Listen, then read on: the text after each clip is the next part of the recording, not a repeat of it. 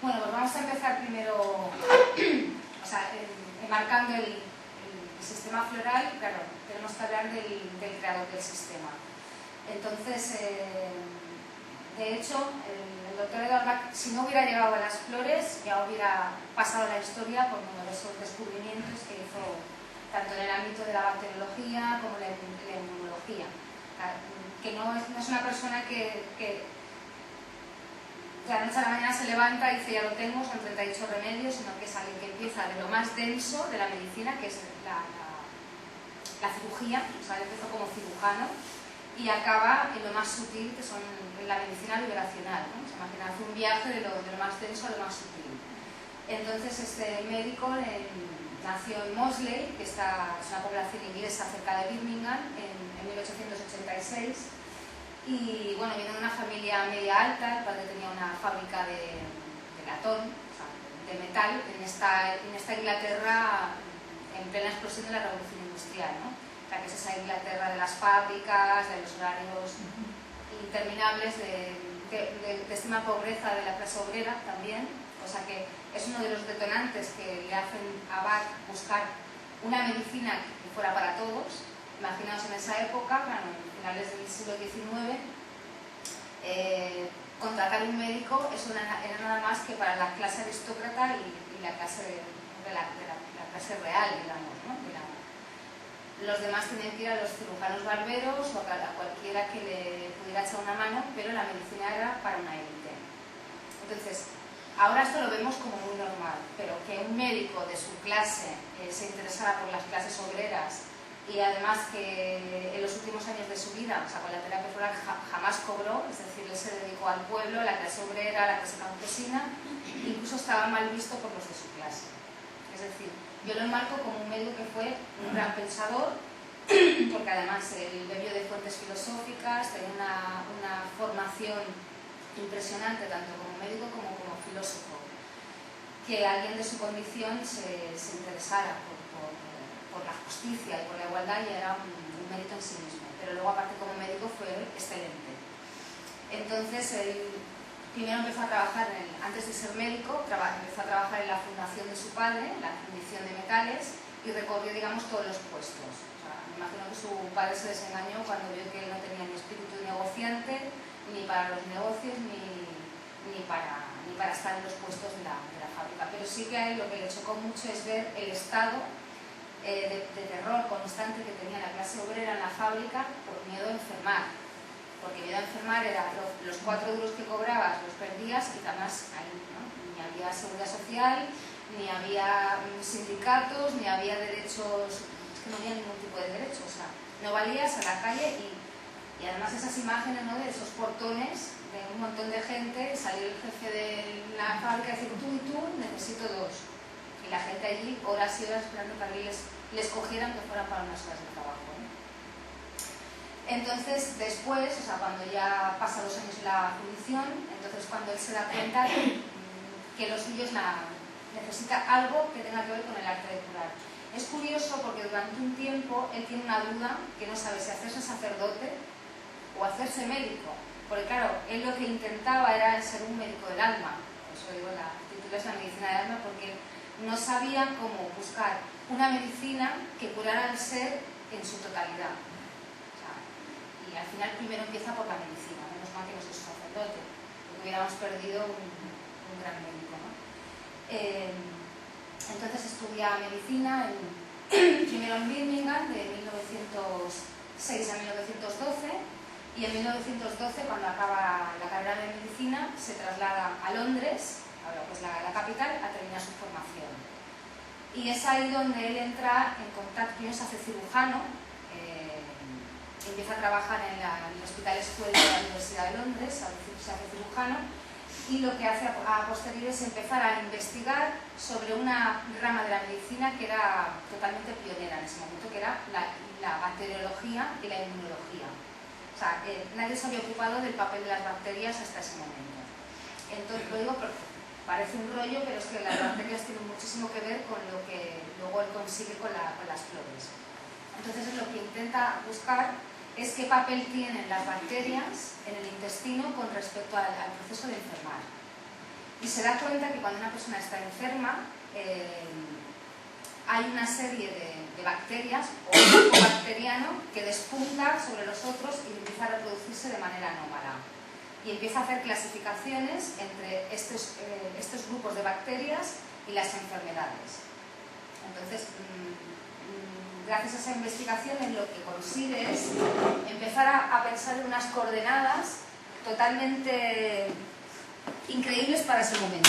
Ahora todo el mundo entiende que las emociones tienen que ver con las enfermedades o que hay enfermedades psicosomáticas, pero en ese momento en la medicina a nadie se le ocurre pensar de esta manera.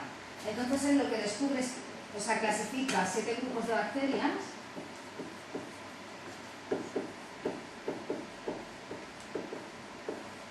y se da cuenta que cada grupo de esas bacterias no se corresponde con un tipo de enfermedad, que sería lo lógico, ¿no? Es decir, cuando, por ejemplo, el grupo de bacterias Proteus, que es un tipo de bacterias, es la que predomina, lo lógico en la medicina convencional sería pensar que esto tiene que ver con síntomas o enfermedades.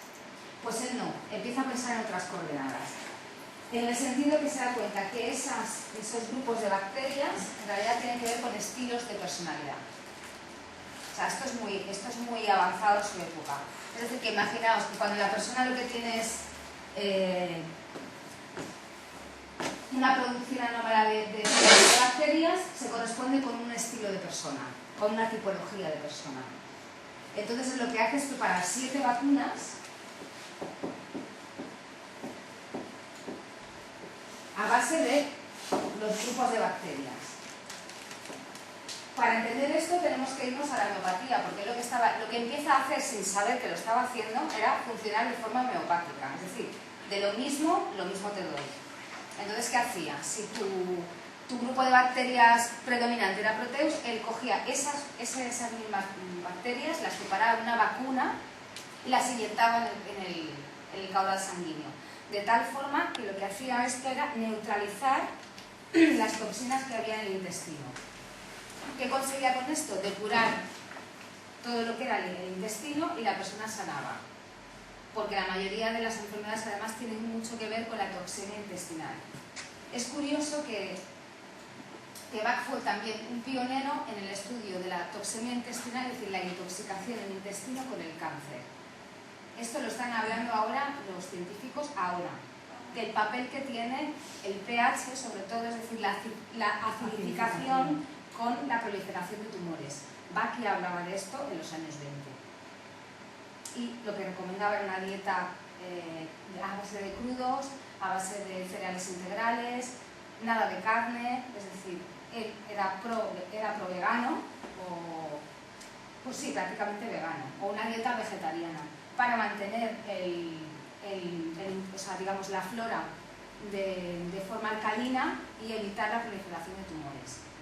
O sea, es que, por eso digo que si no hubiera llegado a las flores, este señor ya hubiera llegado a muchos sitios y hubiera sido reconocido.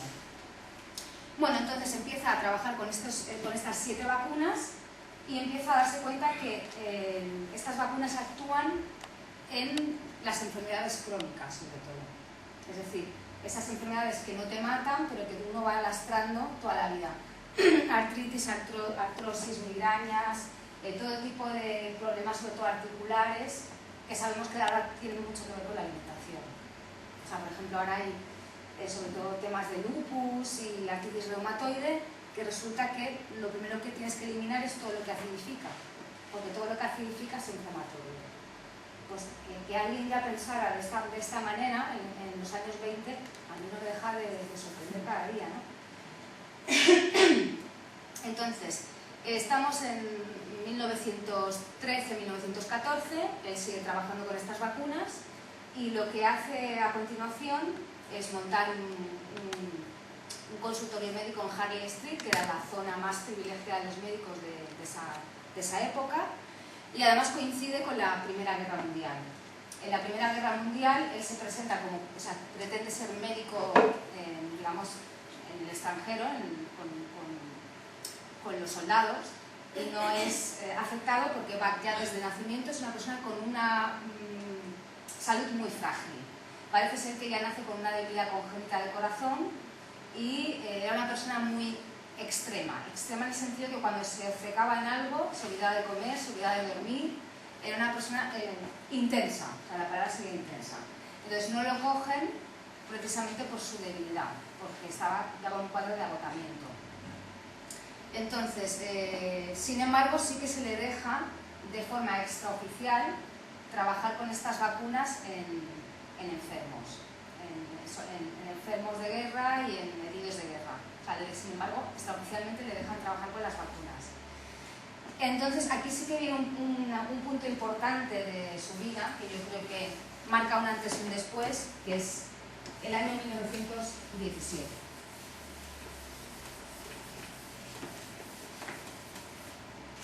Entonces, en el año 1917, este señor, por un lado, muere su mujer en el mes de abril de 1917 muere su mujer de difteria. Él, imaginaos, con la consiguiente frustración de no poder salvarla. La difteria es una enfermedad respiratoria que hoy día es mortal como en un 50% si no se trata. O sea, que en aquellos momentos era mortal de necesidad. Entonces esto pasa en el mes de abril.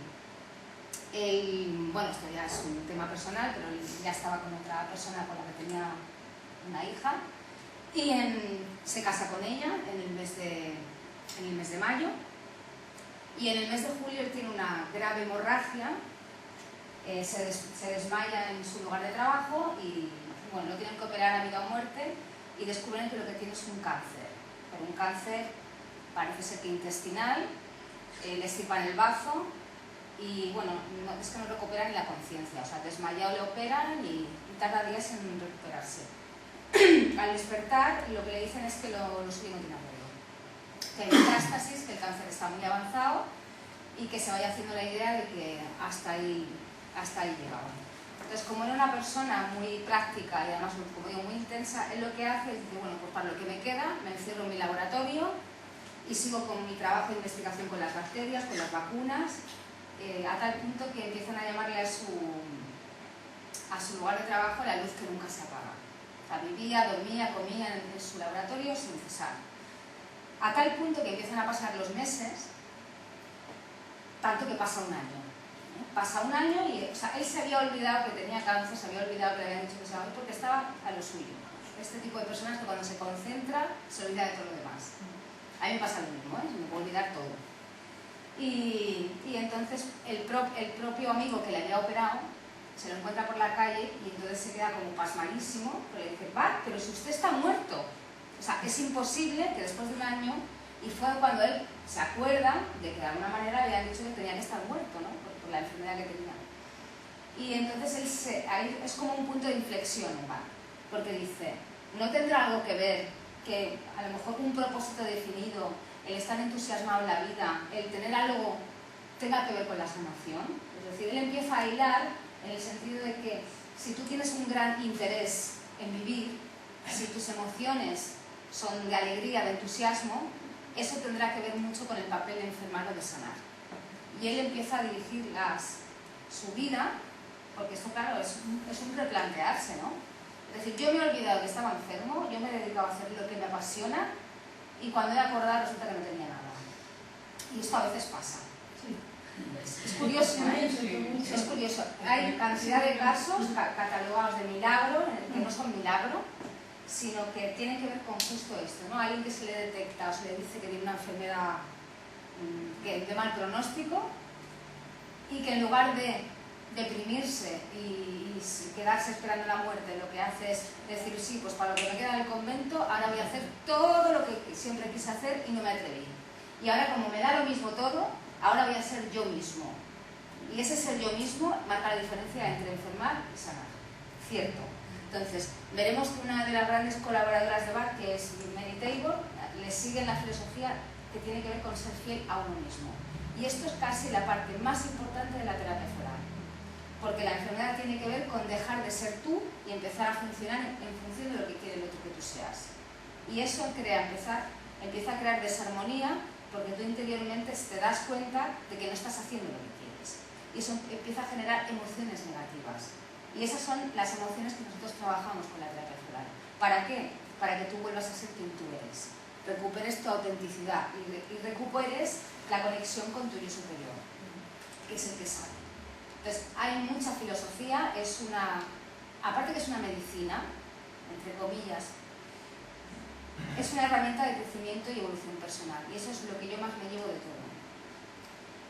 Porque de alguna forma te liberas. Es decir, aprendes. Toda la filosofía de Bach va encaminada a la libertad de ser, es decir, de ser quien tú eres. Entonces, no haces caso a los convencionalismos, te importa 3 pitos lo que quiera el otro, porque ya no te dejas llevar ni por la manipulación, ni por la culpa, ni por el protocolo. Es decir, es aprender a ser quien tú eres y al que no le guste que se aparte. Pero no con aquí estoy yo y arremeto con todo, sino a favor mío y en contra de nadie. Y esa filosofía es fantástica, porque luego te das cuenta que todo sale bien. A veces nos negamos a nosotros mismos cosas porque piensas, uy, ¿qué va a pensar el otro? Al otro le va a parecer mal, y empezamos a dejar de hacer las cosas. En ese plan ahora, bien. No, que sí, que te lo dije. Sí, os lo recomiendo. Hago lo que realmente quiero hacer. Es que no, yo lo dije y lo hago.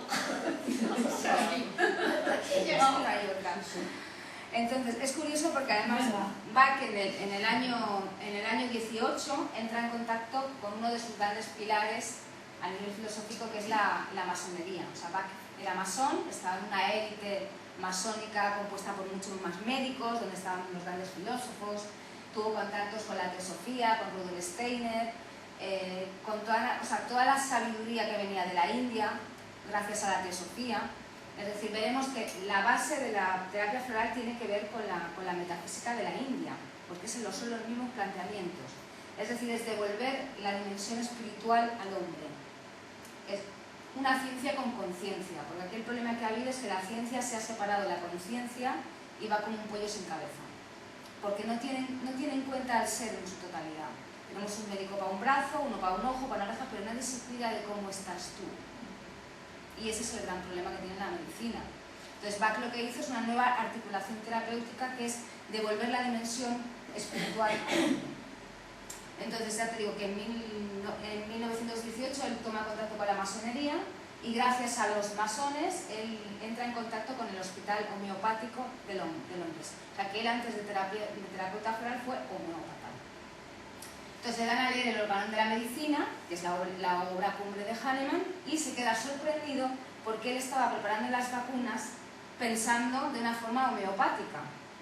Y entonces lo que hace es mejorar sus vacunas, utilizando los métodos de la homeopatía, que es hacer viales orales en lugar de inyectar, que para él era fabuloso, porque lo que necesitaba era una medicina que fuera sutil, que no fuera invasiva y que no fuera agresiva.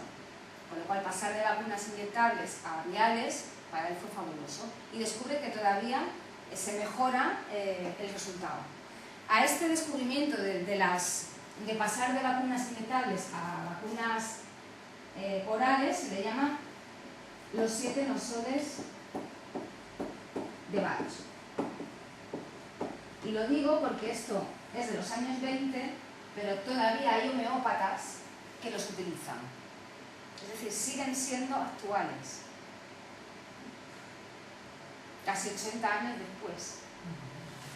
O sea que aquí esto es lo que lleva a Bach a la fama. A partir de aquí, Bach es una persona reclamada en todas las élites médicas, en todos los congresos, conferencias, y empieza a desarrollar además la relación, sobre todo en esta época, lo que os decía antes, de la intoxicación intestinal en la relación con el cáncer, y hace ensayos sobre este tema, ¿no? Bach se podía haber retirado aquí. Es decir, ahora empieza a montar también un gran laboratorio, empieza a investigar con otras tecnologías, rayos X, caja de Abrams, es decir, toda una serie de recursos, pero es una persona eternamente insatisfecha. Es decir, no tuvo suficiente con esto y empieza a darle una vueltita más. Es en esta época donde Bach entra en contacto con la obra de Paracelso, no sé si os suena.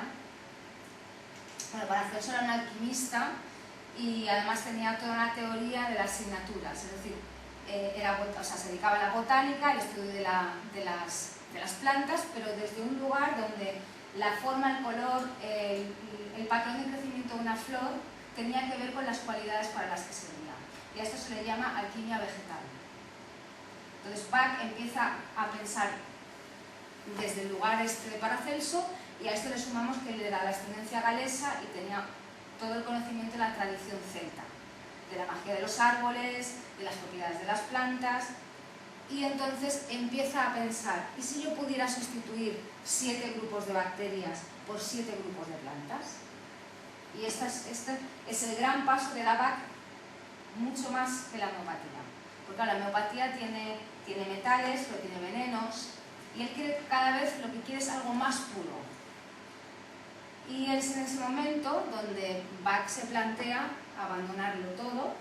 Nos vamos a 1930, pego un salto porque la biografía podría estar unas 8 o 9 horas contando Bach. Sí, bueno, sí. Hace poco di un taller que era redescubriendo a Bach, que eran de cosas que no se sabían de su biografía, y eran 7 horas. O sea, por eso digo que voy intentando saltar. Entonces, en 1930 Bach abandona Londres, todo el mundo piensa que se ha vuelto loco, porque claro, un eminente médico, con un gran laboratorio, ganando muchísimo dinero entonces, apreciado, valorado, de repente dice que lo va a dejar todo y se va a ir a buscar plantitas al campo.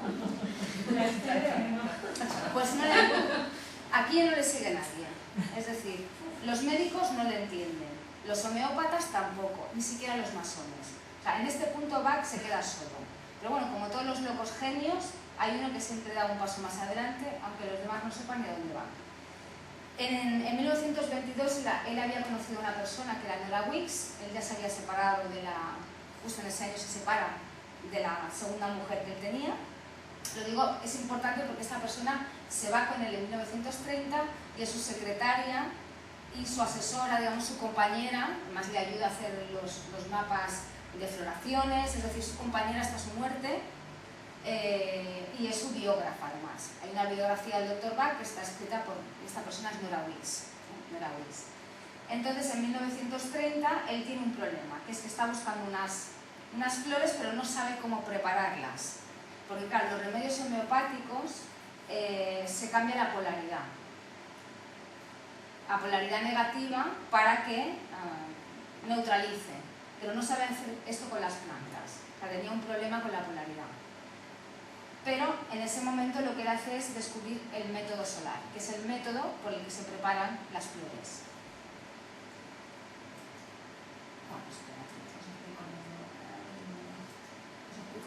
¿Qué pasó? En 1930, una mañana de mayo, él va caminando por un bosque que es cubierto de rocío, y en ese momento se le ocurre pensar que, ¿y si en las gotas de rocío estudiara la energía de las plantas?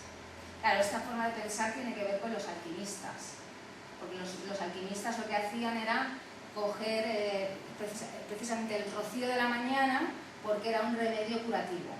Entonces, no es que se le ocurriera sin más, sino que esto ya venía con todo el bagaje que él tenía, ¿no? Y lo que hace es testar, o sea, coger esas gotas. Había algunas que estaban en sombra y otras que estaban en el sol. Y al tomar la gota se da cuenta que aquellas gotas que estaban en las plantas al sol tenían una energía muy potente. A esto tengo que añadir que Bach, a estas alturas de su vida, es un gran sanador. O sea, Bach tenía ya de pequeño la propiedad de sanar con las manos. Lo que no sabía era cómo transmitirlo. Entonces, de alguna forma, lo que está buscando todo el rato es buscar una herramienta parecida, pero que pudiera llegar a todo el mundo. O sea, que esa es digamos, por eso es un insatisfecho constante, ¿no? Porque no le basta con las vacunas, no le basta con los musones, necesita algo más potente.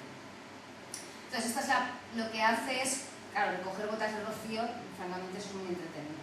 Y lo que hace es simular ese proceso de la naturaleza, cogiendo cuencos de cristal, se llenan de agua de manantial, se ponen las flores, se solarizan durante 3-4 horas al sol, y el resultado es la tintura madre. Es decir, ese agua ha quedado impregnada con el patrón de información de las flores. Y eso es lo que nosotros tomamos.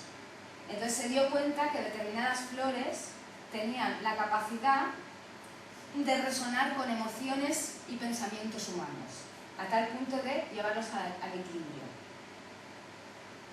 Claro, él era tan sensible, él ya se ha convertido en su propio laboratorio, ya no necesita ni tubos de ensayo, ni esto para, ¿cómo se llama? Microscopios. Él ya es un sensor capaz de coger esas flores y saber para qué sirven. Y este es el nacimiento de la terapia floral, realmente, cuando aparece el método solar. Entonces, lo que hace él, además, en 1930, es crear la base de la filosofía de la terapia floral. Hay muchos sistemas florales, es decir, hay flores de California, flores de no sé qué, pero el sistema Bach es un sistema completo. Y os digo sistema porque está ideado y pensado de una determinada manera. Es decir, tiene unos pilares filosóficos que imbrican perfectamente con una metodología de elaboración y con unas reglas de aplicación. Y eso lo hace único. O sea, esto es la verdad. Entonces, a nivel filosófico, yo creo que lo más importante son las verdades universales. O sea, las verdades fundamentales sobre el proceso de enfermar. Y aquí tenemos que hablar de una polaridad básica. Esto no sé si lo tengo aquí. Bueno, tiene que ver con esto. Y esta, digamos que es el meollo de la cuestión. Si tenéis alguna pregunta, alguna cosa por el camino, yo encantada, si no.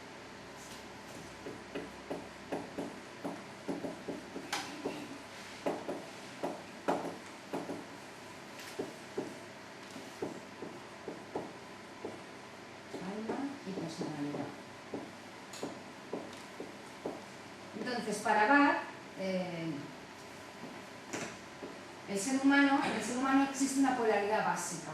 Es decir, por un lado estaría el alma, que para Bach el alma es el yo superior, digamos, es lo que tú eres de forma intrínseca, tu ser auténtico. Y por otro lado estaría la personalidad. Y la personalidad entendida como cuerpo-mente. Entonces, para Bach, el alma lo que hace es emitir unos dictados a la personalidad. Es decir, cuando hablamos de alma, no tiene que ver con nada religioso, simplemente es la parte de ti que es más evolucionada, que tiene una visión completa de las cosas y que a veces le llamamos intuición, y que a veces le decimos la voz interior, y que a veces le llamamos lo que tú quieras. Entonces, esa es la parte a la que se refiere Bach cuando enuncia la palabra alma. Entonces, para Bach el alma sería preexistente al cuerpo. O sea, no podemos entender la terapia floral si no hablamos de reencarnación, de aprendizaje y de karma y de dharma, porque las bases filosóficas están basadas en la metafísica hindú. Entonces, el alma emite unos dictados a la personalidad a través de la conciencia, el instinto y la intuición. Digamos que estos serían los mensajeros del alma. Es decir, que yo estaré cerca de lo que yo soy de forma intrínseca si escucho la voz de mi conciencia, mi instinto. Todos sabemos lo que es el instinto, ¿no? El instinto es lo que hace que te acerques a cosas agradables y te alejes de cosas que son peligrosas, ¿no? Es un sistema del alma que se activa. Y la intuición, por supuesto. ¿Quién no ha tenido una intuición? De repente, ¿no? Contra toda lógica, que la cabeza luego te lo juzga, ¿no? La mente luego dice, sí, pero porque esto no tiene una base, pero tú sabes que es una certeza. Es decir, de momento sabes que eso o está pasando o va a pasar, y esas sensaciones son claras, altas y son certezas del alma. Y ahí la mente no tiene nada que hacer. Entonces, nos vamos a basar en esta premisa para explicar que en realidad la meta del alma sería alcanzar la perfección. Entonces, para Bach, el alma lo que hace es buscar una personalidad, es decir, el cuerpo y la mente serían como el traje del alma. El alma tiene un proceso continuo de evolución y para eso necesita encarnar en determinadas personalidades con el fin de aprender determinadas lecciones. Esta es la base de la filosofía.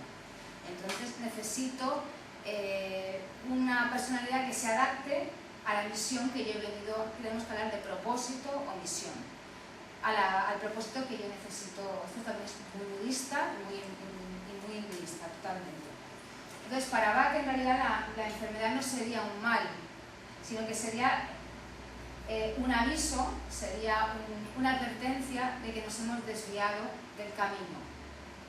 Es decir, es un sistema de alarma que se pone en funcionamiento. Yo lo veo así, o sea, que la enfermedad no está para putearnos, sino para hacernos meditar sobre si realmente estamos en el camino adecuado o no. ¿Cuánta gente no le ha dado un infarto y ha sido entonces cuando... no, pero si es que en realidad yo estoy en un mundo que no quiero, una vida que no me da satisfacción. A veces nos tienen que dar un ostión, hablando mal. Sí, es que es verdad. Que a veces nos sacamos mal y hasta que no nos dan un palo no nos recolocamos ese sitio. Porque en ese momento es cuando tú realmente escuchas lo que tú quieres de verdad. Y aprendes a averiguar qué es lo importante y lo que no lo es. O sea, tan sencillo como eso. Entonces, para Bach, la enfermedad es un correctivo para que tú reorientes tu vida. Y la mayoría de la gente, si el golpe es contundente, reacciona, ¿eh? O sea, te viene un palo de estos y dices, a ver qué es lo que estoy haciendo mal, ¿no? O a veces la cercanía de la muerte te pone en contacto con lo que realmente es importante. Porque es como que creemos que siempre vamos a tener tiempo para todo, decimos, bueno, esto ya lo arreglaré, esto ya más adelante. Y no, nunca sabes si vas a tener tiempo. Entonces, ese contacto con la realidad, de repente dices, esto lo voy a solucionar ya. Y si no lo empiezo a hacer ya, ¿quién me dice que tendré mañana? Es por eso para que la enfermedad es un correctivo, ¿no? Y en realidad es la oportunidad de rectificar una actitud equivocada. Esta sería para Banfield. Y la meta del alma en realidad es alcanzar la perfección, ¿no? Es como que cada vez que venimos aquí tuviéramos una asignatura que aprobar. Y claro, si te desvías mucho del propósito que tenías marcado es cuando te pones enfermo. Y esta es la base de la... Entonces Bach lo que hace es enunciar 5 verdades fundamentales, y la primera es que el hombre tiene un alma, que es su ser real, que el alma es invencible, inmortal y que es preexistente. Y además esta es la que tiene toda la información de quién tú eres y todo lo que te falta por recorrer. Y que el objetivo de la vida no sería otro que aprender. O sea, esto sería un colegio. Para Bach, nuestra vida es un día de colegio. Y la intuición te dice que tu inicio está muchísimo antes de tu nacimiento y que tu final va a estar muchísimo después de tu muerte. Eso lo sabemos desde el instinto, desde la intuición. Luego viene la mente y dice, no puede ser, pero interiormente la mayoría de las personas que se escuchan intuyen que ahí hay mucho más de lo que parece. Entonces, el alma lo que viene es a desarrollar una serie de virtudes que en la personalidad están marcadas como defectos. Y lo que tenemos que hacer es transformar nuestros defectos en virtudes. ¿Qué tiene que ver esto con las flores? Porque Bach lo que hace es clasificar las flores, primero en los 12 curadores. Los 12 curadores son las 12 flores que representan 12 estilos de personalidad, es decir, las tipologías. Es decir, no son equivalentes los 38 remedios. Están los 12 curadores, que tienen que ver con esas 12 lecciones a aprender, y cada uno de nosotros estamos representados por una de esas flores. Yo, por ejemplo, soy Vervain, el doctor Bach era Vervain, que tiene que ver con una personalidad muy intrépida, muy obstinada, muy cabezona, que tiene que aprender la tolerancia, ¿no? O sea, el defecto de Vervain sería el sobreentusiasmo, es decir, gente que pone demasiada energía para todo, y lo que tiene que aprender es, por un lado, la mesura y la tolerancia. Entonces, en el transcurso del curso, cada uno va a averiguar quién es. Y creo que eso es lo más fantástico de todo. Porque si sabes quién es, si tú sabes quién eres, ya sabes a qué has venido, cuál es tu defecto básico de naturaleza, cuál es la virtud que tienes que desarrollar y lo que es mejor, que tienes el remedio que te va a ayudar. El remedio y los remedios que trabajan otras partes de la personalidad que te van a ayudar en el camino. Pues claro, yo como herramienta no he encontrado nada más fantástico en mi vida, ¿no? Evidentemente hay otras muchas cosas que ayudan, pero el conocerse a uno mismo me parece lo más importante de todo. Que no hay nada que me parezca más interesante ni más importante. Entonces, para Bach, en realidad es cuando la personalidad se desvía de los dictados del alma o del propósito del alma cuando enfermamos. ¿Esto qué quiere decir? Que la enfermedad no es material en su origen.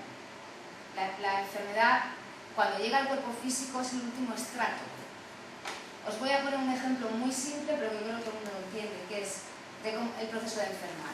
Imaginar un niño que ya desde chiquitito, pues bueno, se le ve que de forma instintiva tiene una capacidad extraordinaria para pintar, para crear, y ya se ve. O sea, los niños es más fácil de ver quién son, porque luego lo que hacemos es reaccionar con las interferencias de la vida y acabamos siendo quien no somos. Y entonces este niño ha venido a expresar precisamente toda esa creatividad. Entonces, cuando llega a los 18 años, le dice a su padre que quiere estudiar Bellas Artes y que quiere dedicarse a la pintura. Y el padre le dice, no, ni de coña, o sea, no. O sea, yo soy abogado, tu abuelo fue abogado y aquí tú tienes que seguir la saga familiar y vas a ser abogado. Esto ya sería una de las primeras pruebas que te pondría la vida y que sería la diferencia entre enfermar o no, entre ser feliz o no. Para Bach, felicidad y salud van juntas, e infelicidad y enfermedad también. Es decir, es imposible ser infeliz y ser saludable. Es imposible. Porque tú ya estás creando toda una serie de emociones negativas que van a acabar siendo síntomas físicos. Por eso para Bach la enfermedad empieza en la mente. Empieza en la mente porque, claro, a mí esa posibilidad que me plantea, soy fiel a mí mismo y le digo a mi padre que me importa tres pitos lo que pienso, que yo voy a estudiar Bellas Artes con todo lo que eso va a conllevar. O tengo, claro, o eso me genera miedo, culpa, porque claro, si ahora yo le digo a mi padre que quiero ser pintor y no quiero ser abogado, me voy a sentir culpable o voy a tener miedo. Ahí empezamos a estar enfermos ya. Es decir, aquí tenemos dos posibilidades reales. Un niño que será pintor y será feliz, aunque no venda un cuadro en su vida, pero estará siendo fiel a sí mismo. O podemos tener la otra opción, que es un abogado que a lo mejor gana mucho dinero, pero que es muy infeliz y que os aseguro que acabará enfermo. O sea, esto sería reducirlo a la misma expresión, pero esto es lo que Bach viene a contarnos. Las cosas son evidentemente mucho más complicadas, porque ya no es solamente el entorno, no es solamente decidir si hago esta carrera o otra, sino que estamos bombardeados constantemente por el entorno, por lo que los otros desean. Entonces, quizá la forma en que Bach entiende todo es de una manera que, bueno, tendría que ver mucho con la visión cuántica, que es la quinta verdad que Bach dice que todos somos uno, la unidad de todas las cosas. Entonces, Bach entiende que hay una energía creadora, y aquí sí que tiene que ver mucho con la visión hinduista y budista. O sea, que él entiende como esta energía creadora, a nivel metafórico, dice que sería como un gran sol. Es el principio de la unidad de todo. Esto es una visión cuántica que es lo más puntero que hay. Y dice que nosotros seríamos como seres que hemos venido a explorar, imagina, seríamos como las puntitas de cada rayo de luz de ese gran sol central que hemos venido a aprender para finalmente, cuando acabamos nuestro proceso de aprendizaje, volver a la fuente. Esa sería. Pero que todos somos uno. Y que la enfermedad en realidad sucede por dos causas.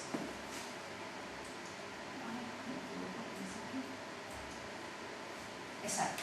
La enfermedad es el resultado de, por un lado, un conflicto entre el alma y la personalidad, que es lo que acabo de explicar, y actuar en contra de la unidad de todas las cosas. ¿Eso qué quiere decir?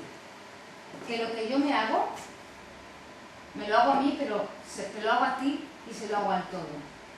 Si actúo contra la unidad, también actúo contra mí mismo y resuena del todo. Es decir, la separación es imposible. Y este argumento también es muy hinduista, de que no hay separación. Yo formo parte del mundo y estoy en el universo y todos somos uno. Entonces, si no quieres enfermar, tienes que ir a favor tuyo y en contra de nadie. Por eso digo que ese es el resumen.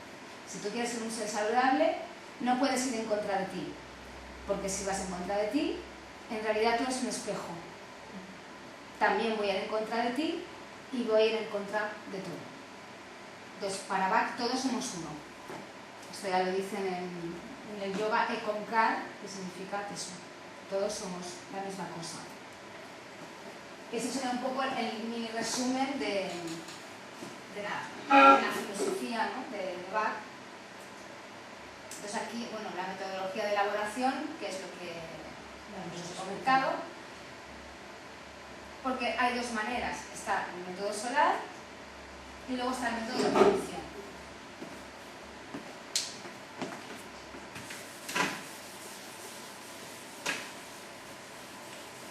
Vale. Entonces os he explicado que estaban los 12 sanadores, que representan los 12 tipos de personas que hay, con sus 12 lecciones a aprender, y luego Bach lo que hace es buscar 7 ayudantes. ¿Por qué? Porque imaginaos, si uno tiene una personalidad que se representa por uno de estos 12 remedios, imaginaos, os pongo, a ti igual te suena, Mimulus. Mimulus tiene que ver con la personalidad tímida e evitadora. En el curso lo bueno es que de regalos lleváis un repaso de psicología interesante, porque claro, yo hablo desde los perfiles de la psicología moderna. Entonces Mimulus tiene que ver con la personalidad tímida e evitadora, es una persona introvertida, retraída, miedosa, imaginaos un niño así, ¿no? Entonces claro, el entorno te va a estar emitiendo toda una serie de inputs. En la forma en que yo reacciono, imaginaos que luego están las máscaras de la personalidad. Yo tengo que sobrevivir. Entonces, si yo soy una persona tímida y miedosa y el entorno me está impactando, a veces lo que hacemos es desarrollar una máscara que en realidad es un mecanismo de supervivencia. Y a lo mejor esta máscara, imaginaos que es de... no sé... a ver, sí, por ejemplo. Imaginaos. Y desarrollo una máscara de dureza, crueldad, que no es cierta, pero que yo necesito como mecanismo de defensa y de supervivencia. Y tú a esto ya no lo ves. Entonces Bach se da cuenta que muchas veces hay una reacción, una nueva máscara de la personalidad que se cronifica y yo ya como que he salido de mi personalidad auténtica, me he convertido en una reacción a una interferencia de fuera. Entonces, para eso Bach necesita y busca 7 ayudantes, que son, digamos, extensiones de los 12 tipologías, que son maneras de reaccionar y que son los ayudantes que nos devuelven a nuestra propia personalidad. Y la suma de estos dos nos hacen 19 remedios. Estos primeros 19 remedios se preparan por el método solar. El que os he dicho de los cuencos con el agua, solarizado. ¿Qué ocurre? Que en 1934 Bach cree que ya ha terminado el sistema con esto. O sea, él lo que había diseñado era esto: 12 curadores y 7 ayudantes. Y resulta que en 1934 empieza a sentir la necesidad de buscar una nueva serie de remedios, que son otros 19, lo que ocurre que de una manera diferente. O sea, aquí Bach directamente parece que va dirigido desde arriba, porque empieza a sufrir unas enfermedades brutales, con unas alteraciones emocionales muy intensas, que les polean a salir al campo corriendo a buscar flores, y hasta que no encuentran el remedio no cesan los síntomas. Así con 19 remedios. Y claro, de marzo a agosto de 1935 descubre 19 remedios. O sea, se había tardado un montón para estos. En 5 meses descubre los otros, pero así, ¿eh? Pero se le cayó el pelo, se ulceró, casi se queda ciego. Bueno, pasa por toda una serie de enfermedades y de síntomas en cada uno de los remedios. Y estos 19 remedios, evidentemente, no había paciencia, ni tiempo, ni manera de estar 4 horas solarizando los remedios. Lo que hace es servirlos. Entonces, estos últimos 19 remedios se preparan por este método de ebullición, a excepción de uno, que es White Chestnut. Con lo cual hay dos series de remedios y dos métodos de elaboración, con lo cual es un sistema completo. Esto luego tiene una interpretación mucho más profunda y mucho más filosófica, pues tú lo sabes, que bueno, daría para otra conferencia, ¿no? Pero que es interesante que es 19 y 19, ¿no? Entonces, luego de las tinturas madres se hacen diluciones, por eso digo que en el remedio, en las botellas que nosotros compramos de stock, no hay principios moleculares activos. Es decir, si esto lo miraras en un microscopio, alguien te diría aquí solo hay agua y coñac. Pero claro, pasa como en la homeopatía. Un remedio homeopático ya no tiene rastro, sino que lo que ha quedado es en la impronta, el mensaje de ese remedio. Pero físicamente tú no lo ves. Eso no quiere decir que no esté, pero no está a un nivel molecular que tú puedas ver con un microscopio. Está a otro nivel que es sutil. Entonces, esto está preparado a partir de las tinturas madres o por solarización o por ebullición. Y luego de aquí, de los remedios de stock que se llaman, nosotros preparamos las botellitas de prescripción, que es lo que se entrega a la persona, y aquí puedes sumar varios remedios.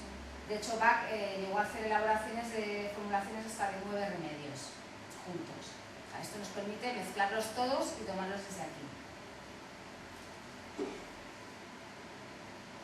Bueno, reglas de aplicación. Entonces, ¿qué sacamos de conclusión? Que la forma en que seleccionamos los remedios va a tener que ver con el mundo emocional y mental de la persona. O sea, nosotros no damos flores para síntomas físicos, sino para el estado emocional. Es decir, partiendo de la base que son las emociones en desequilibrio las que nos enferman, si equilibro las emociones, por esa regla de 3, mi enfermedad tiene que mejorar o mis síntomas tienen que mejorar. Eso se va constatando cada día más. Además, la psiconeuroinmunología ya precisamente se encarga de eso, de entender el papel que tiene el mundo psíquico sobre el sistema neurológico, que a su vez incide en el sistema inmunitario. Con lo cual nuestras emociones tienen muchísimo que ver con nuestro sistema inmune. Aquí, aparte de esto, con las bacterias. El noto que asocia estilos de personalidad con bacterias está asociando un mundo emocional con un mundo de síntomas. O sea que el principio es este. Y es curioso que muchas enfermedades de hoy día están generadas por el 80%, dicen ahora mismo los científicos, casi un 80% están generadas por estrés. Pero estamos hablando desde diabetes, tensión, cólicos, problemas articulares, es decir, hay una serie infinita de enfermedades que están generadas por una mala gestión del estrés. Y quizá como medicina antiestrés o como herramienta antiestrés yo no conozco nada más alucinante que la terapia floral. O sea, no podemos venderla como vamos a curar enfermedades, la medicina tiene su lugar y esto es una medicina del alma, en el sentido que nos vamos a cuidar de estar armonizados con quién somos, con lo que queremos hacer y gestionar los impactos del entorno de una manera más ecológica. Eso me va a permitir ser mejor persona. Con la terapia floral podemos desarrollar la inteligencia emocional sobre todo, porque nos vamos a volver seres más empáticos, más tolerantes y nuestras relaciones sociales también. Porque a veces vivimos como en pequeñas carcelitas, ¿no? Cárceles, y nos es muy difícil ponernos en el lugar del otro. Entonces, quizá como remedios para Marta lo sabe, trabajar la empatía y habilidades sociales y destrezas sociales, impresionante. Todos los problemas que hay es esto, ¿no? Que mientras a mí me vaya bien, exacto. A mí me da igual cómo Ese es vaya. es que claro, socialmente Bueno, es verdad, no nos hemos preocupamos fracasado. nadie de nadie. Sí. Y bueno, si alguien tiene un problema, hoy como que parece que me trae a mí también mala suerte, pues oye, mira, que se quede... Sí, como sociedad hemos fracasado, precisamente porque es un modelo dualista de yo por un lado y a vosotros ya os iréis espabilando. Sí. Porque no hay conciencia de que todo está interconectado, no hay conciencia de lo que te estoy haciendo a ti en realidad me lo estoy haciendo a mí, ¿no? La gente desforesta un bosque y dice, bueno, que venga después ya se aclarará. Mientras yo me voy llenando la saca y... Entonces Entonces, claro, no hay conciencia de que, y que además todo lo que haces tiene una consecuencia, todo. Entonces, no hay ese pensamiento. Hay el pensamiento de yo cojo todo lo que puedo ahora y los que vayan viniendo detrás, pues que se busquen algo. Entonces, quizá esto sí que te devuelve, o sea, nos hacemos más permeables a lo bueno y a lo malo, pero más permeables a lo que le ocurre al otro, al sentir de la sociedad. O sea, yo pienso que es una terapia súper ecológica, súper ecológica. Entonces, no son tóxicas, no producen dependencia, lo pueden tomar bebés recién nacidos, niños, mujeres embarazadas, animales, personas sobremedicadas incluso. Entonces no sustituye ningún medicamento, ningún fármaco, pero sí, al mismo tiempo hay gente que está tomando psicofármacos, antidepresivos, ansiolíticos, y que empiezan a darse cuenta que ese estilo de vida no es el que quieren llevar. O sea, al mismo tiempo puedes trabajar la personalidad, o sea, devolverle su poder personal. En el momento que tú has drogado, o sea, tú acabas ya en dependencias de fármacos. Entonces, si empiezas a trabajar qué te ha llevado hasta ahí, es decir, eso igual te ha llevado hasta ahí, pues un trauma no resuelto, un shock emocional, falta de autoestima, es decir, toda una serie de cosas que sí se pueden trabajar con la terapia floral, que una vez resueltas te van a permitir que esa farmacología se reduzca, incluso que desaparezca, ¿no? Aunque siempre va a ser el médico el que se va a encargar de decir estás mejor, te voy recortando. Y ha habido mucha gente que ha podido dejar medicaciones muy heavies porque se ha trabajado precisamente la causa. Claro, es que la causa seguramente sea una causa emocional. Entonces, si yo no claro, claro. Entonces, la mayoría de los conflictos son emocionales. Y esto es una terapia de las emociones. Hay casos muy increíbles, ¿no? Que hasta a nosotros nos sorprenden, porque claro, una persona te viene para trabajar aspectos emocionales y por el camino se van solucionando enfermedades que tenía. Pero claro, tú en un momento le has dado flores para eso, le has dado flores para la persona. Entonces, claro, en la terapia floral lo importante es la persona, no la enfermedad. Entonces se trabaja cómo reacciona la persona ante la enfermedad, eso sí, porque ante un mismo síntoma cada uno va a reaccionar de una manera diferente, ¿no? Entonces, un simple dolor de cabeza, no sé, hay gente que le duele la cabeza y se pone irritable, ¿no? Y te da 2 bufidos. Hay gente que le duele la cabeza y quiere estar sola y no quiere ver a nadie. Hay gente que dice, me duele la cabeza, me voy al cine, no sé si me pasa, lo que quiere es distraerse. Es decir, te das cuenta que el síntoma es el mismo, pero sin embargo la forma en que lo gestiona la persona es muy diferente. Pues daríamos flores no para el dolor de cabeza, sino para cómo tú reaccionas, porque ese es el camino para averiguar dónde está la causa del problema. Las reacciones. Entonces, todas las madres lo sabéis. Cuando el niño emocionalmente empieza a hacer cosas raritas, que tú dices, uy, no está como siempre, ya sabes que va a pillar una, o que va a pillar un catarro, o que el sistema inmunitario le ha bajado, lo que sea. Pero lo primero que se nota es un cambio mental emocional, porque es la parte más sutil y es donde primero se manifiesta. Entonces, lo que intentamos es atrapar las enfermedades cuando están en lo mental o están en lo emocional antes de que se conviertan en síntomas físicos. A ver, ¿quién no sabe la relación, por ejemplo, entre personas que se preocupan excesivamente con una úlcera de estómago? O sea, ese rum acaba en una úlcera de estómago. Es así. Como mínimo empiezas a tener, claro, las personas que se sobrepreocupan casi siempre empiezan a tener problemas digestivos. Porque claro, ese rum como patrón de información es no estoy asimilando lo que está pasando. Le doy vueltas, le doy vueltas. Eso a nivel intestinal hace el mismo efecto, es decir, las cosas no se digieren. ¿Quieres que te dé eso? ¿Quieres que te dé eso, no? Están diciendo que te dé. Claro, si no las digieres aquí, no vas a digerir tampoco nada aquí. El patrón es el mismo. Entonces, hay una gran relación, claro, me viene no, para úlcera de estómago no, tengo nada, pero dime cómo estás, dime qué sientes, dime qué te preocupa y para eso sí. Y si dejas de preocuparte y estás más tranquilo, más relajado, verás cómo eso mejorará. Esta es la filosofía. Entonces, por eso digo que, sobre todo en niños, ¿no? Que además las flores son muy rápidas, es donde tenemos un mundo a descubrir. A mí lo que me preocupa mucho ahora, por ejemplo, es este tema de etiquetar niños TDA, niños hiperactivos, y venga a medicar niños, y venga a medicar niños. Niños moviditos los ha habido toda la vida de Dios. Toda la vida de Dios, ahora todos eso. Claro, a mí me hubieran medicado seguro. O sea, si yo hubiera nacido, o sea, si hubiera sido más contemporánea, a mí me hubieran medicado. Ahora ya porque con los años una se aquieta, era un bicho, vamos, no paraba quieto. No, el niño movido lo sabe siempre. Tienes que entender desde dónde está mirando el niño el mundo. A lo mejor está sobreexcitado, hay demasiados inputs, poco tiempo de compartir, poco tiempo. O sea, hay toda una serie de factores que influyen en eso. Pero, ¿qué es lo más fácil? Medico al niño y se está tranquilo. O a veces las escuelas no tienen la paciencia para tener niños movidos. Y queremos niños sentados en sillas, quietos. Eso es lo más fácil. Y eso no son niños. Es que son Eso niños. que La suerte es que ya empieza a haber toda una serie de psiquiatras y bueno, muchos psicólogos que se han dado cuenta de que esto es una trampa y que la mayoría de estos niños se podría solucionar desde otro lugar.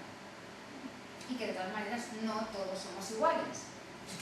Es que siempre ha habido niños pues, más lánguidos, más linfáticos y más tranquilos, y niños que no había manera de que se durmieran por la noche porque son energéticos, pero el tiempo y la experiencia ya les dará la sabiduría. Claro, es que estos son motores impresionantes y todavía no se hacen ni con sus cuerpitos. Es decir, todo eso se tiene que sincronizar.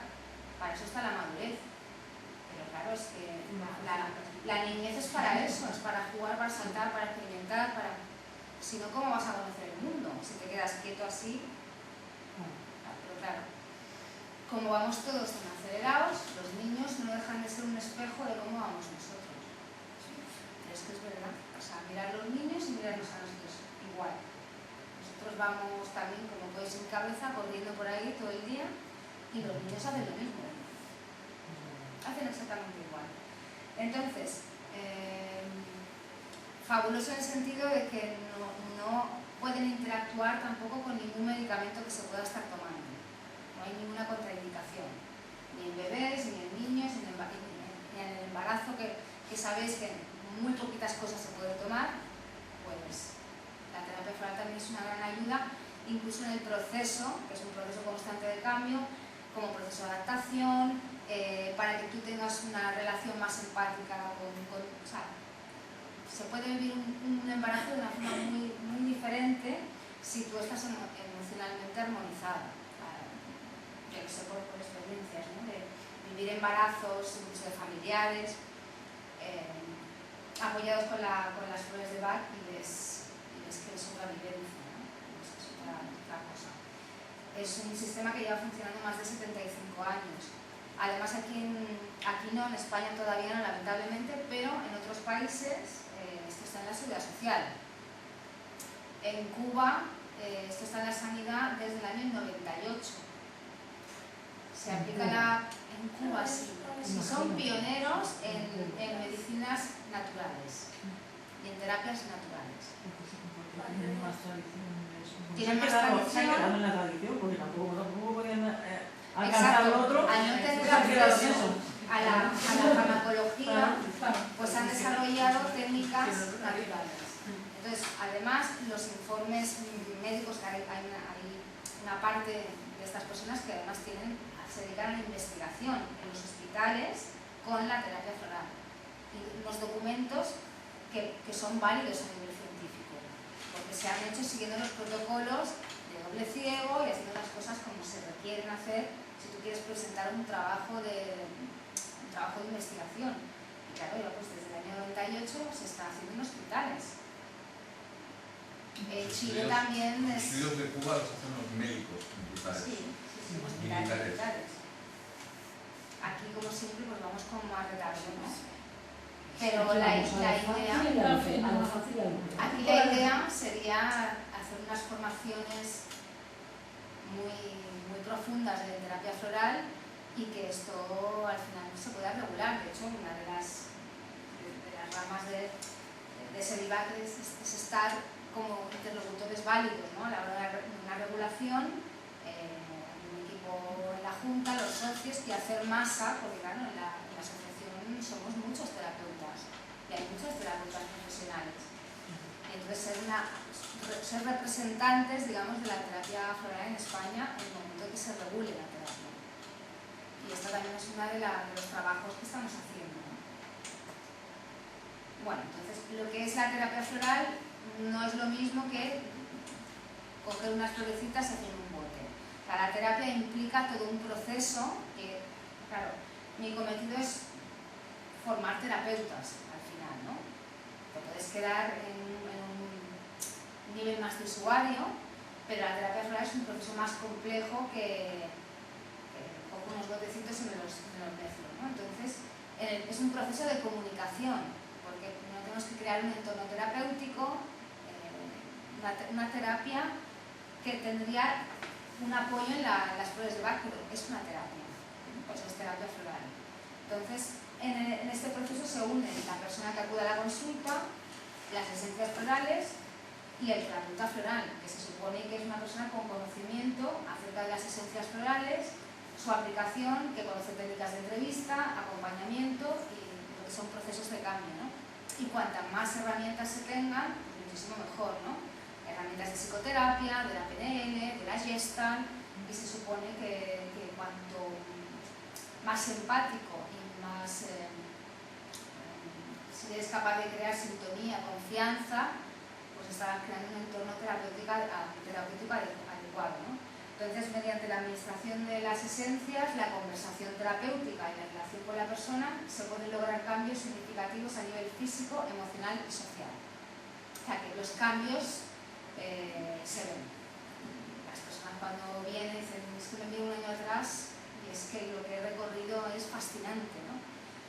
A nivel personal para conmigo, a nivel personal para con mi entorno inmediato y a nivel social, ¿no? En conquista sobre todo de habilidades sociales, de capacidades de comunicación incluso, ¿no? Porque ya no estás tan pendiente de lo que el otro espera, sino que simplemente eres quien tú eres, y evidentemente esto se puede seguir puliendo y puliendo, porque se supone que estamos en un proceso de aprendizaje. Y cuando acabamos de aprender unas pruebas, no te preocupes que te vienen otras para que las puedas superar. Entonces, en definitiva, la finalidad de la terapia floral es ayudar a restablecer el equilibrio físico, mental y emocional, fomentar el autoconocimiento y habilidades sociales, empatía, tolerancia, independencia, acompañándola en su proceso de evolución personal, y favorecer que la persona aprenda a gestionar de forma más adecuada sus estados anímicos, lo que contribuye a mejorar su bienestar personal y sus relaciones personales. Es un poco, esto será un mini resumen de lo que sería la terapia floral. Esto es lo que ya os he comentado, ¿no? Hay personas que la utilizan como única herramienta, y es terapeuta floral, y luego hay otras personas que lo utilizan como una herramienta de apoyo a otras terapias, ¿no? Hay nutricionistas pues, que utilizan la terapia floral en apoyo, por ejemplo, a seguir un régimen, porque si no hay voluntad y si hay compulsión y hay toda una serie de problemas, a lo mejor de autoagresión incluso emocional, pues no va a funcionar la dieta, no va a funcionar, ¿no? Sí, porque hay gente que come incluso porque se hace daño de forma inconsciente, ¿no? Es una forma de autoagredirse. Pues si no trabajas los patrones emocionales de fondo, probablemente sea un fracaso, por muy buen nutricionista que seas, ¿no? Pues hay otras personas que lo utilizan como un apoyo a lo mejor a otras disciplinas principales. La forma de administración tenemos principalmente oral, pero luego, como he dicho antes, se pueden hacer toda una serie de aplicaciones locales. Se pueden hacer cremas, se pueden hacer colirios, vaporizadores, cosméticos, es decir, se pueden hacer toda una serie de aplicaciones que funcionan igual. Estas son las flores y flores. Bueno, y esto es lo que os comentaba, ¿no? Los 12 senadores, tendríamos esa agua por encima, ¿no? Impatiens sería la personalidad impaciente, acelerada, que no sabe parar, que lo quiere todo ya, que lo quiere todo ahora. Entonces, es uno de los patrones más habituales, ¿eh? El patrón de Impatiens. Mimulus se ha documentado antes sería la personalidad tímida, evitadora, temerosa, necesitar más tiempo que todo el mundo para adaptarse, excesivo control, porque claro, hay miedo a sentirse expuesto, ¿no? Clematis, la personalidad soñadora, los creativos, los Amélie, como digo yo, ¿no? Sería como Amélie, dos personas que están un poco en la tierra, están muy desconectados, les falta anclaje. Los Agrimony pues son un poco los, entre comillas, los payasitos, ¿no? Porque es gente que lo que busca es divertirse, pasarlo bien. Si tienen problemas, lo que hacen es no querer verlos, porque de alguna forma todo queda en la sombra, entonces es un perfil de ocultación o de no querer aceptar la realidad, ¿no? Es una especie de huida, pero a un mundo de fuegos artificiales, en que quieres divertirme, pasarlo bien y no pensar en los problemas. Chicory sería la personalidad pues, que tiene que ver mucho con la posesión, un mal entendimiento del amor, o sea, que a los míos los quiero, pero los quiero aquí. Entonces tiene que aprender a lo mejor el amor incondicional, el dejar en libertad lo que se ama. Vervain es la personalidad pues, excesivamente entusiasta, incluso puede llegar hasta el fanatismo, y tiene que aprender pues, a bajar también revoluciones. Aquí todo se hace de una forma muy intensa y aprender a ser más tolerante. Ferato pues, tiene que ver con una personalidad que no se escucha su propio criterio, se deja llevar por lo que dicen los demás, se acaba más perdida que perdida.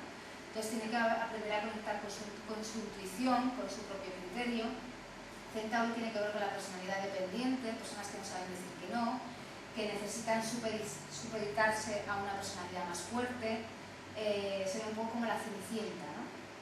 Que al final pues, todo el mundo lo mangonea, todo el mundo abusa, son serviciales, son gente con mucha capacidad para ayudar a los demás porque son muy empáticos, pero acaban muchas veces siendo dominados por gente muy tirana, ¿no? Que sabe dónde tienen los puntos débiles y acaban abusando de ello, ¿no?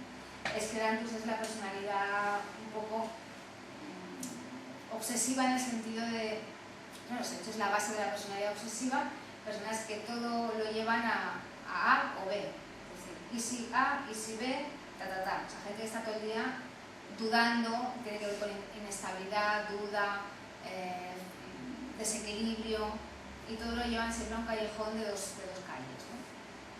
Si hago esto, si hago lo otro, será A, será B, hay mucho miedo a equivocarse y la mayoría de las veces no deciden precisamente por escoger el camino que no es adecuado.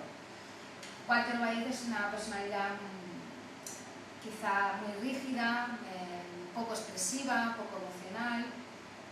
Hay mucha dignidad, gente que le gusta la soledad, que no le gusta la vida social, un poquito que se aparta, que quiere que la deje tranquila, ¿no?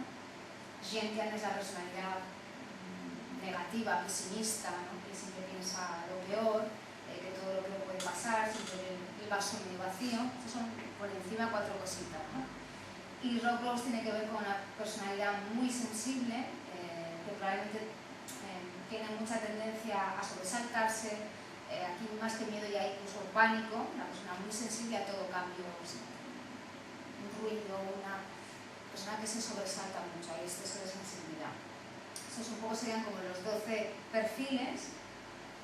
Luego tenemos los 7 ayudantes, que serían estas cronificaciones que decía antes, y luego tenemos los últimos 19 remedios que serían para trabajar estados, que muchos de ellos son estados muy duros, por ejemplo tienen que ver estados de tristeza profunda, trauma, apatía total, excesiva preocupación, falta de autoestima, descontrol, la angustia total, es decir, son estados que podemos pasar por ellos circunstancialmente, pero que no designan tipos de persona, sino momentos, circunstancias, ¿no? Pues un shock emocional, la muerte de alguien, una tristeza muy profunda, tienen que ver con estados y que son ayudantes de los otros 19 remedios, ¿no? Y así es como se estructura el